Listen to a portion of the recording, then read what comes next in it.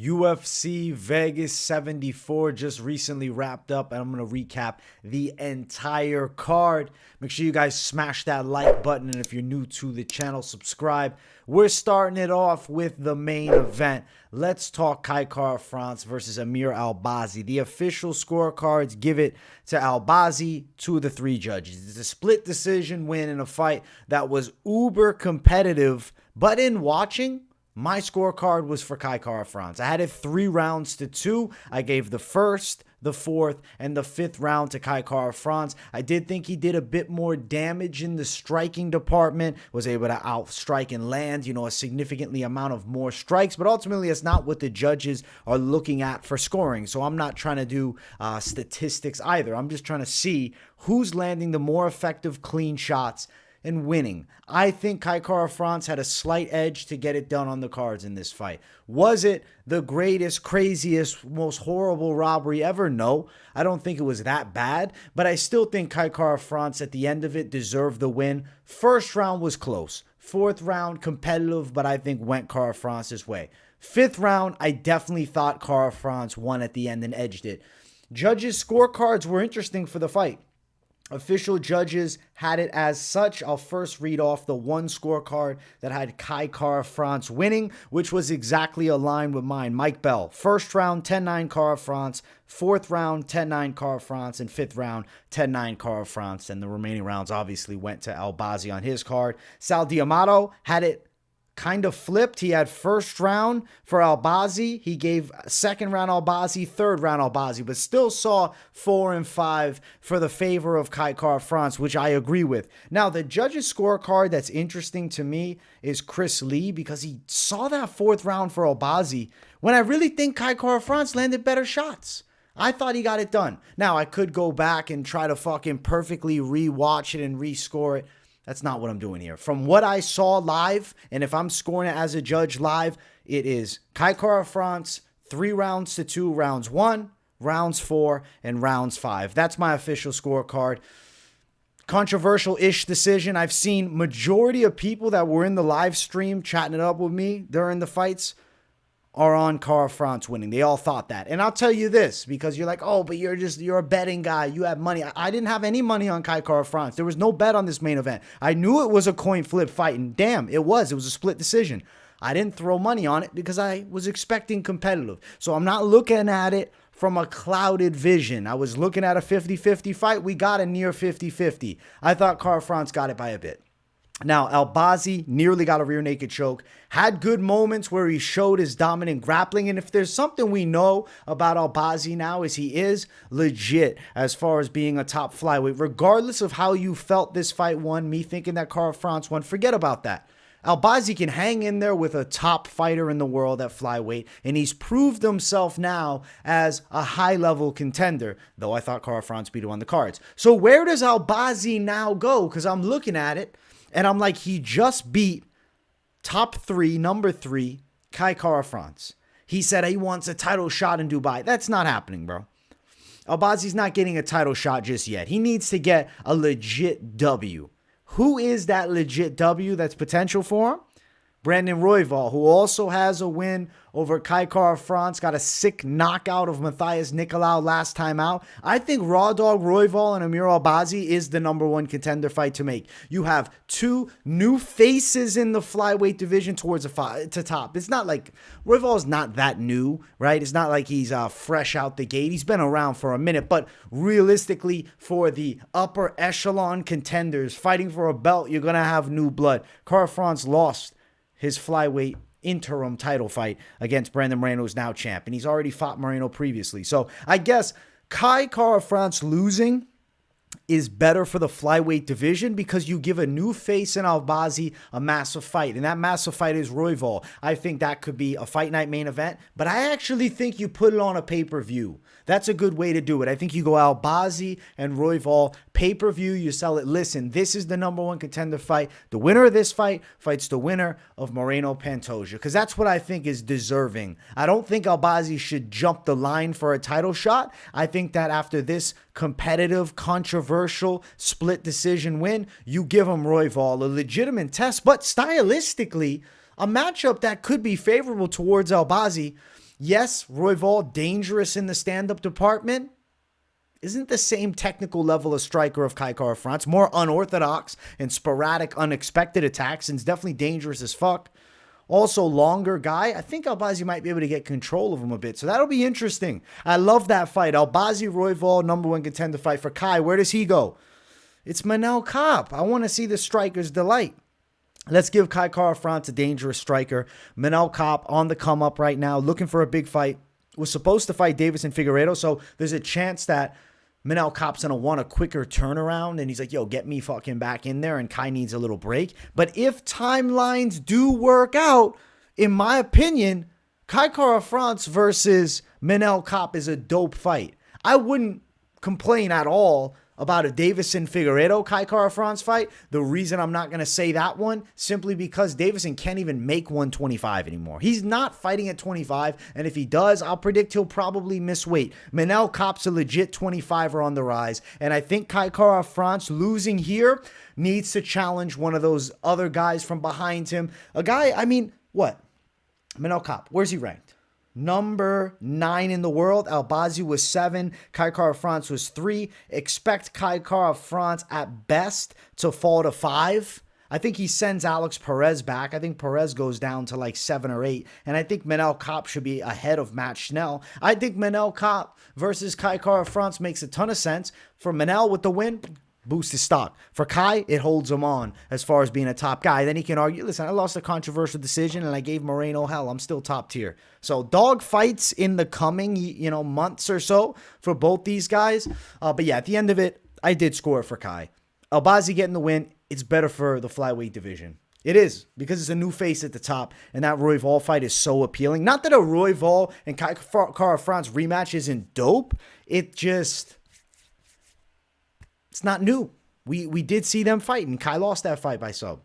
So yeah, main event, decent fight, good scrap between two guys that proved a lot to me. And I learned a lot about Amir Albazi, which I'm grateful for. He's a really, really good fighter, even though I thought Kai, by a notch, edged it out. Respect to both men. Good main event. Let's talk a little bit about the other fights on the card. Co-main event, Alex Caceres and Daniel Pineda put it on the line. Holy shit, dog fight between these two. Daniel Pineda is a freak of nature, can take insane amounts of punishment. His body was getting destroyed. He got dropped in the first round, finds crazy ways to recover, can wrestle his ass off, super dangerous subs. He nearly had most guys are tapping from the armbar that Caceres had, from what Pineda had, rather. But Caceres is a different breed. He's not tapping from Pineda's armbar. He finds a way to escape because he's like made out of jelly or something. He's got double jointed elbows. Super impressed with the fight. Super impressed with Alex Caceres at 34, nearly 35. This is the best we've ever seen him. He's a hardcore vet at this point of the game. After the fight, he says, yo, I maybe want to run it back with Yair. Alex Caceres, love you. But you're far from that, man. I don't think that makes a lot of sense. That's not what's going to happen. Okay, he just beat unranked Daniel Pineda. Caceres is number 15 in the world. Edson Barboza might be fighting Charles Jourdain. They've been talking about that fight for a while, but I could see Alex Caceres fighting Edson Barboza. I also could see Caceres fighting the Dan Ige and Nate the Train Landwehr winner. So interesting fights on the horizon for Caceres. For Pineda, yes, he lost here, but he's not retiring. He's junkyard dog tough, and there's so much money to be made in the sport with his style. He's getting an extra $50K bonus. For me, this was fight of the night. Throw down the cash, excuse me, for both these savages as I'm choking over here. I got to get a sip of water for a second. Great co-main event. Congrats, Bruce Leroy. We'll scroll down. Okay, Jim Miller will make it quick because he made it quick. 23 seconds, one right hook. Good night, Jesse Butler, who came in on short notice, respect, but got killed on the feet by Jim Miller because Jim Miller's got hands now. He's a nasty southpaw with power, and he's been in there forever. He's gotten better. At 39, he looks more menacing and dangerous than he ever has before. And obviously, he's fighting a guy that wasn't, top caliber, top shape, whatever. He's coming in on 2 days' notice. He laid him out in one fucking punch absolutely badass by Jim Miller, getting a brutal knockout where Butler's leg looked kind of like, it was going to snap the way it was weirdly positioned behind him as he was knocked out against the cage.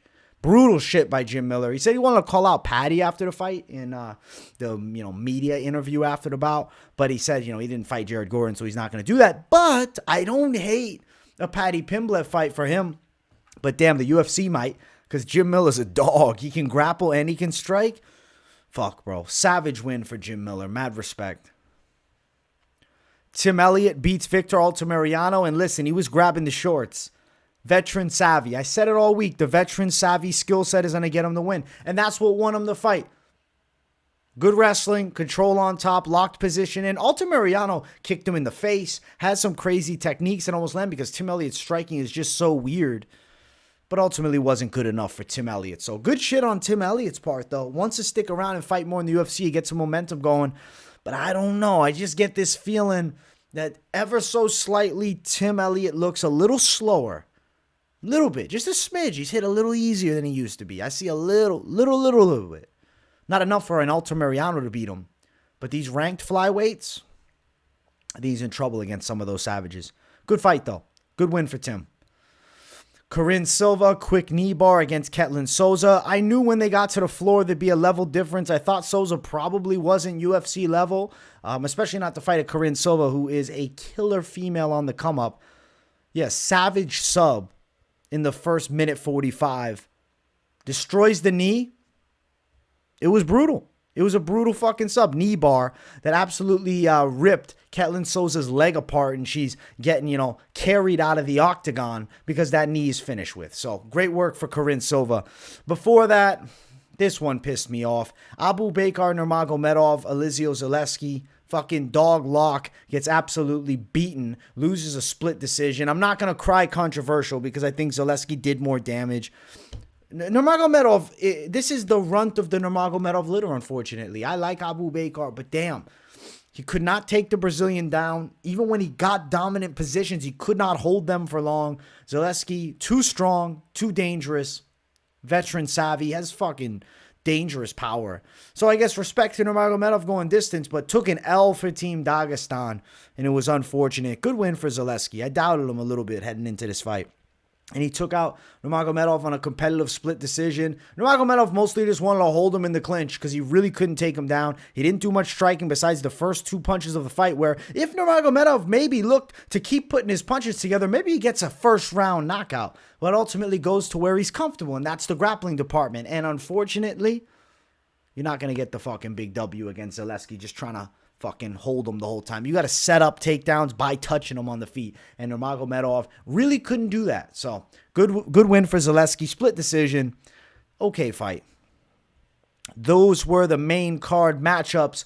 To finish out the prelims, Willie Cat and Johnny Munoz had a low blow fest. A lot of ball shots by both men. Willie Cat ultimately landed the more effective strikes, beat up Munoz from the top. I'm looking at Johnny Munoz and I'm like, yo, he's channeling a little inner Kron Gracie because he was pulling guard, which we've seen in how many fights recently? Not an effective cage fighting technique at the highest level of the sport. Not anymore. You want to do it in the regional scene, you can probably pull that shit off, but not when both guys have savage ground games. Willie Cat trains as chute box with Diego Lima. Yeah, I mean, Munoz was early close to an armbar triangle, but as soon as they got sweaty, there was nothing there. Willie Cat was slipping out of every attempt. So great win for Willie Cat. I was super happy that he got it done. I like Willie Cat a lot. I'm a Willie Cat fan. And I think he's got a big potential, nice upside. He's dangerous as fuck. And he gets a clean win. And thankfully, the fight didn't fucking slip away from him somehow. I'm glad that he was able to keep it together and get it done, because that low blow point deduction, it was a light low blow the second time, but still hit the ball sack, was unfortunate, because I was worried. I'm like, yo, is this going to kill the fight for him? No, Willie Cat got a clean win. Good unanimous decision.